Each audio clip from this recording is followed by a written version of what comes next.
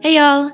Thanks for tuning into another Draw With Me session. Today I am rendering another sticker pack. Like one of my last Draw With Me videos where I drew an orange cream sticker pack, I got a similar idea to draw a blueberry version with a little skunk peeking out of an ice cream container as the main subject and then some smaller stickers around it. I'm not really drawing these as a purposeful theme, but something tells me that this won't be the last food-related animal sticker pack that I draw. There is no rhyme or reason to it. I'm just following my intuition of what I feel like is just really fun to draw. I used to feel insecure about the art that I wanted to create because I felt like it was already done before. I felt like there were so many artists that drew something similar and drew it better, and I actually tried so many different art styles because I was wanting to find something that would make me unique and set me apart from the rest. And because of that, I kind of spiraled down that weird rabbit hole for a few years because I was basically drawing against what I really wanted to draw, just so I could feel like I was drawing something different. I can't remember which artist said it, but one time I was watching another YouTuber and they said that your art is already unique because your art is yours. Nobody can do your art, and that really helped my mindset. So it's important to remember that you bring something to the table because your art is simply yours. Even if what you love to draw is a similar style category to other artists, each one of our artwork is different because it doesn't come from anybody else. The art market is saturated, and social media is filled with lots of already established artists, and that might make you feel hesitant to start. I know it did for me. Back in 2020, there were so many new artists emerging right at the start of the pandemic, and I felt like because of that, they were able to take off and find so much engagement during a time where we were all watching a lot of content and looking for activities to keep us busy. I look back, and a part of me still wishes that I started this business, making videos and products and coloring pages and things like that when everybody was especially engaged. Not to mention around the same time, short form content really took off. I had to grapple with the thought of missing the mark or missing the timeline to start. I don't know if you feel the same way, but if you do, I understand. And I'm here to tell you that it is truly never too late to start, and what really matters is starting at all.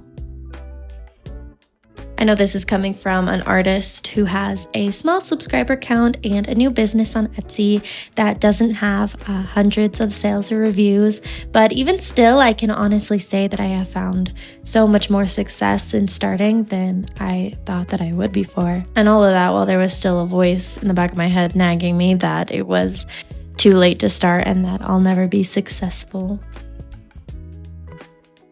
One very important thing I've learned is that we might not be able to get rid of those negative voices in our head completely, but it's still up to us whether we give it weight or not. If you have been nervous to start taking the next step in your art journey, whether that's starting out completely, starting to sell your art, putting yourself out there more on social media, whatever it is, I feel like it's important to ask ourselves, is it because you're giving the negative thoughts too much weight? For me, I wasn't in the position to even start selling my art for a while, and that was discouraging because even though I was really willing, I just couldn't start yet. So if that's where you're at, another question that I think is important to ask is, what can you do to work towards it?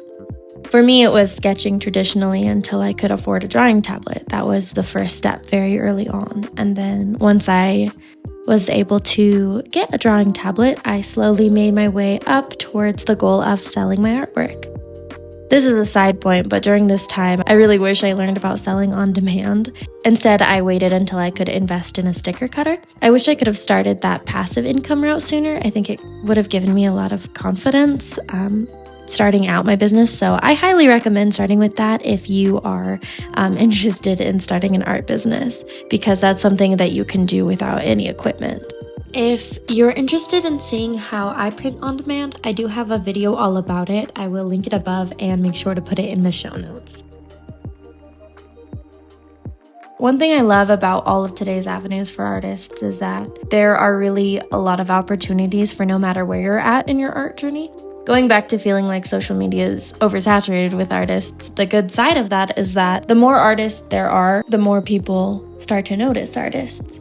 And one person can subscribe to hundreds of artists. There's no limit on how many creators one person can support, so really there's no negative sense of competition. When I started looking at it from that aspect, that I'm jumping into a niche that so many people already love and already do, it actually made me feel a strong sense of community instead of feeling like I'm this baby artist in a world full of established artists, if that makes sense. That's one thing I love about artists online. We're here to support other artists and not here to steal the spotlight, as it were. So if you're a beginner or you feel like your skills just aren't good enough, know that we've, for one, all felt that way at one point or another. And also that there's definitely room for everybody who loves to create.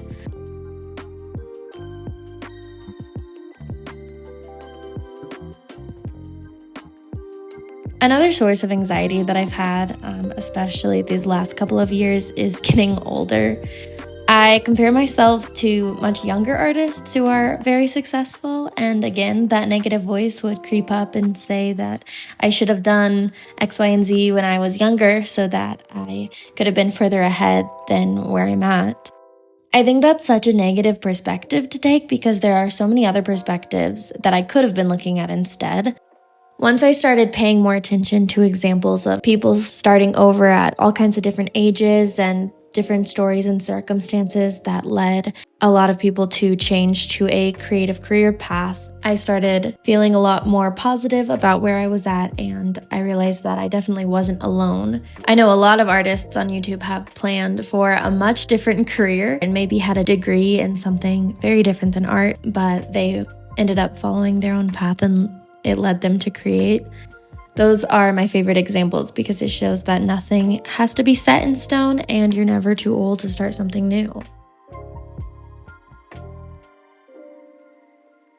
The thumbnail I chose for this video says "Missed the boat," and the boat in question could be something very different for each of us. For me, it was wanting to do just this, making and sharing and selling my art online. For you, the boat might be starting art, maybe trying out a new medium or skill, or progressing in your art career. Something else the negative thought in my head told me was to compare myself to the people I knew in real life. I would look at one of my friends who was a much better artist than me, and I would think, that's for them to do. That's not my thing. I can't start that because I'm not as good. It's almost like gatekeeping a skill from myself. Nobody told me that I couldn't do something just because somebody else had already started doing it. But for some reason in my head, it just felt wrong for me to even try because that other person was already good. I feel like this is a negative thought for a lot of people. So if you can relate, please know that art and creating cannot be gatekept, but it's rather the opposite. It's something that we can all share, learn from, and get inspired by each other. You deserve to create because it's something that brings you joy, and joy is worth investing in. No matter where you're at in your art journey, keep going. Know that as silly as this analogy is about to sound, you haven't missed the boat because it will always sail back around. What matters is if you're on the dock waiting for it when it comes. So draw your silly characters and take chances you can because it will be worth it if you keep on trying.